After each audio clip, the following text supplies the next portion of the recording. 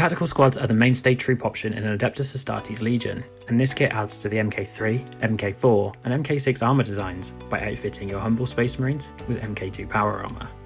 In this video, we will be reviewing building a squad. The box makes either one squad of 20 or two squads of 10 tactical marines, and for every 10 marines, there is one tactical marine sprue, one accessory sprue, and a set of 32mm bases. Each tactical marine sprue includes all the bits to build 10 marines with bolters, whereas the Vexillor, Nuncio Vox, and an array of bits including grenades, holstered bolt pistols, and bayonets are on the accessory sprue. There are 5 main body poses repeated twice on the sprue, but with use of the accessories and a choice of helmets, each model can be made somewhat unique. There are then optional assemblies to add the Vexillor and Nuncio Vox, whilst the Sergeant comes with an array of options. Here I chose to build mine with a power sword and plasma pistol.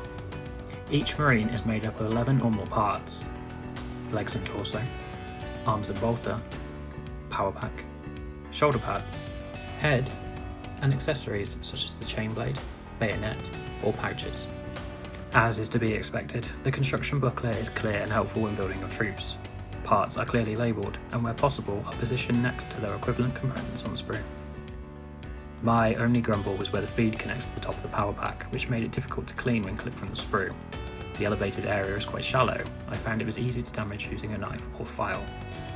It's also worth mentioning that there is an alternative power pack that has 2 connection points on the vents instead of the one on the top.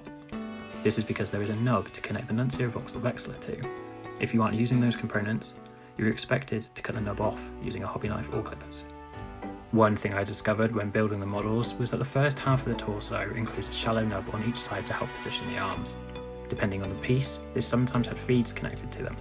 I didn't realise this at first, and once I clipped off both parts of the torso, during cleanup I initially filed the nubs off in error, thinking they were part of the feed.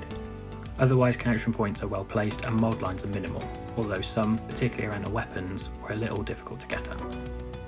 Overall, despite my minor missteps during assembly and cleanup, I enjoyed putting my marines together and seeing the squad form up on my tabletop. The kit is finely detailed, and the MK2 armour looks great in plastic, with numerous ceramite plates to create depth ideal for shades and washes. And that concludes our look at building the MK2 tactical squad. Subscribe to Vox Heretica for more.